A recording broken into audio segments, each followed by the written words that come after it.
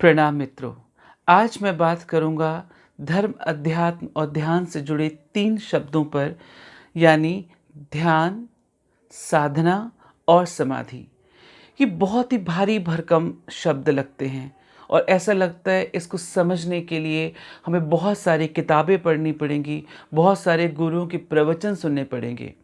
जो एक तौर पे सही भी है कि ध्यान करने से ही समझ में आएगा, लेकिन जिन लोगों को ये बहुत मुश्किल विषय लगता है, उसको आज मैं आपको सरलता से समझाना चाहूँगा। जी हाँ, ध्यान, साधना और समाधि। जब भी हम ध्यान शब्द सुनते हैं, तो उसकी बहुत सारी परिभाषाएँ हैं, लेकिन ध्यान की पहचान यदि हमें करनी है, तो इसके लिए आप 3 चीज़ें समझ लें। यानी एक ऐसा क्षण जब आप निर्विचार यानी थॉटलेस हों। दूसरा, यानी जब आप समय से परे हों, यानी न कोई भविष्यकाल, न भूतकाल, न कल की चिंता, न बीते हुए कल की फ़िक्र, कुछ भी नहीं, जब आप इस समय से परे होते हैं।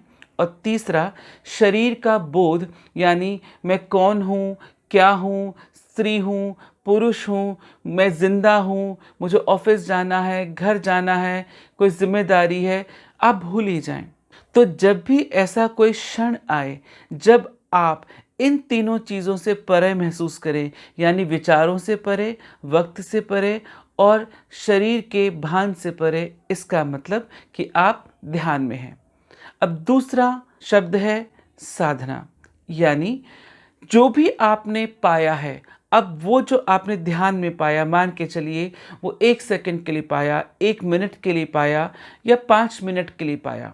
अब वो फिर आपने किसी ध्यान की विधि से पाया, सितार बजाते पाया, या हो सकता है कि आपने पेंटिंग बनाते पाया, डांस करते पाया, कुछ भी यदि ऐसा आपने पाया, तो उस क्षण को, उस सेकंड को, उस मिनट को लंबाया कैसे जाए, यानी उसकी अवधि कैसे बढ़ाई जाए।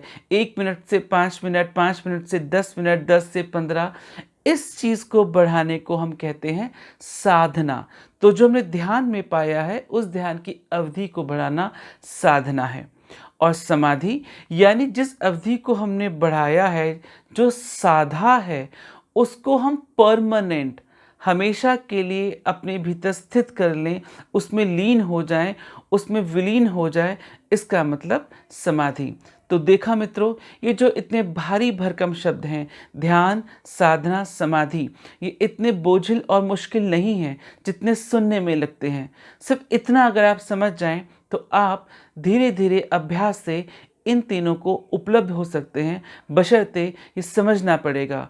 और यदि आप समझ जाएं, तो आपके लिए यह भी संभव होगा। धन्यवाद।